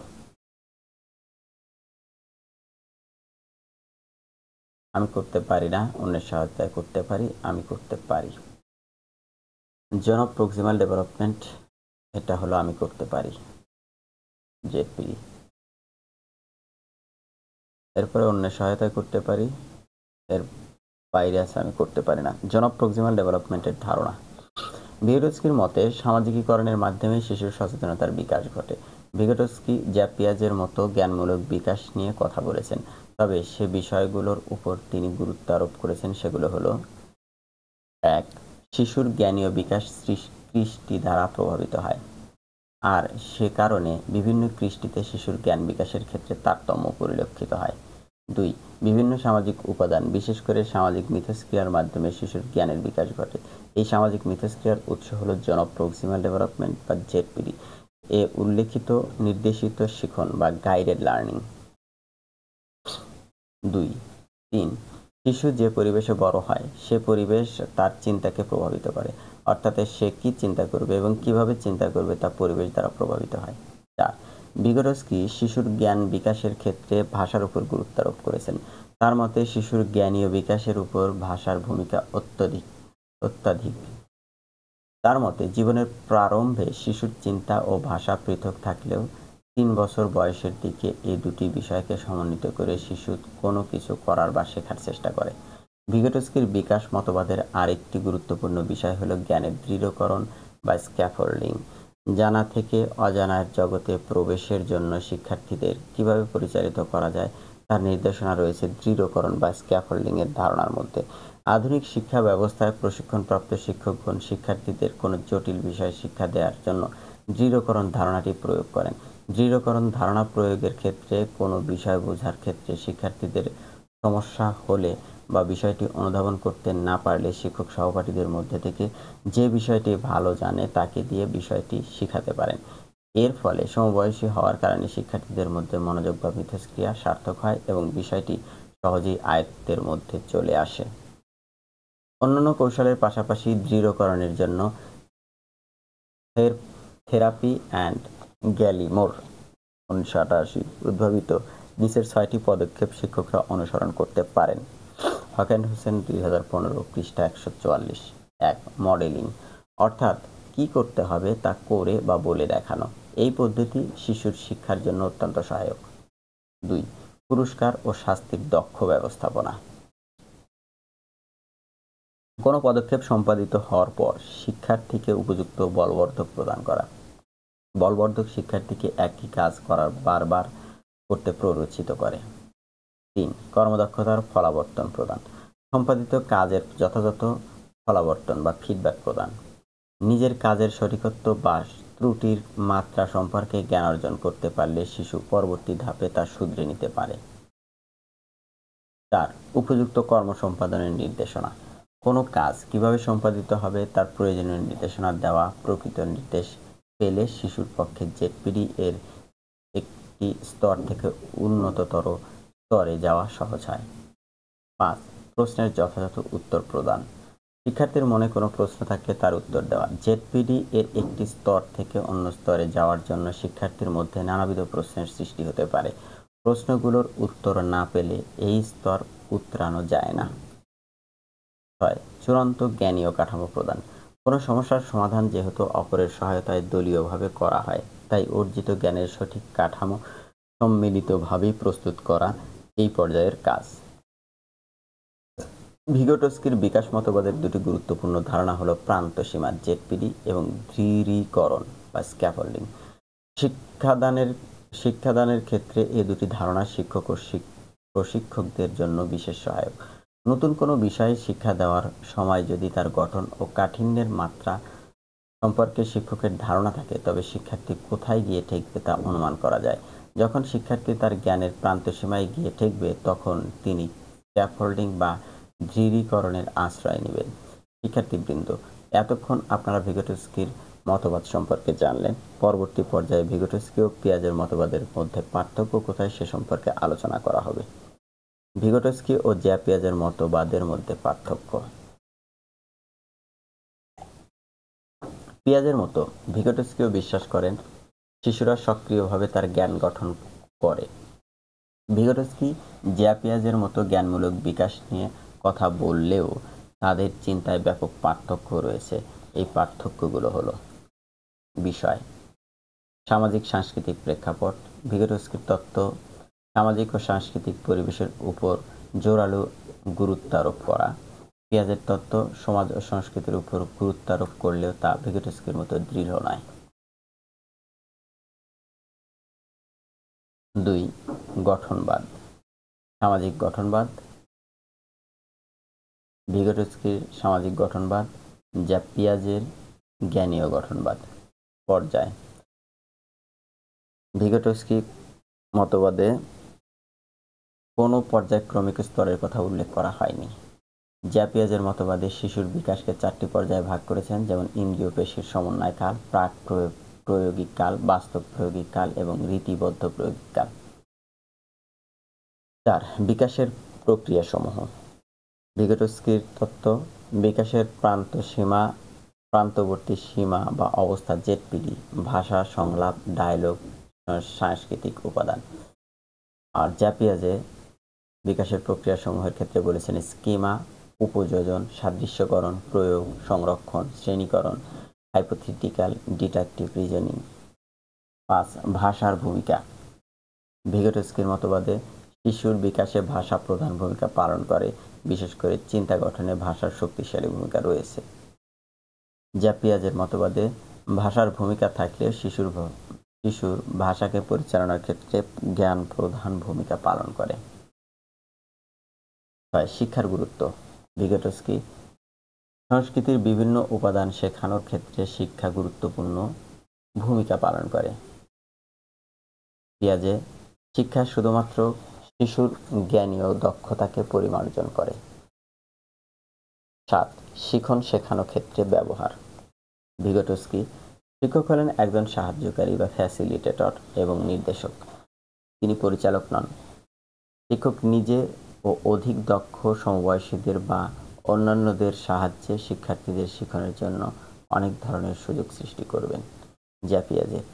পিয়াজের তত্ত্ব একই দৃষ্টিভঙ্গি পোষণ করে, অর্থাৎ শিক্ষক হবেন একজন সাহায্যকারী ও নির্দেশক, তিনি পরিচালক হবেন না।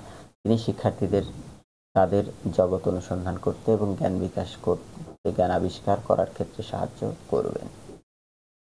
শিক্ষাক্ষেত্রে ভিগোটস্কির মতবাদের ব্যবহার। শিক্ষার্থীরা কিভাবে শিখবে বা কি প্রক্রিয়ায় শিখে তা একজন শিক্ষককে জানা প্রয়োজন। শিশুরা বিদ্যালয়ে প্রবেশের পূর্বেই কিছু না কিছু অভিজ্ঞতা নিয়ে আসে, তবে শিক্ষার্থীরা পারিপার্শ্বিক পরিবেশ বা সমাজ থেকে যে শিখন অভিজ্ঞতা বা ধারণা নিয়ে বিদ্যালয়ে আসে, সেগুলোকে পরবর্তীতে যাতে যৌক্তিকভাবে প্রতিস্থাপন করতে পারে সেদিকেই শিক্ষককে গুরুত্ব দিতে হবে। শ্রেণীকক্ষে ভিগোটস্কির মতবাদ প্রয়োগের ক্ষেত্রে যে 4টি মূলনীতি কাজ করে সেগুলো হলো শিখন এবং বিকাশ হলো এক ধরনের সামাজিক সহযোগিতামূলক কার্যকলাপ। 2.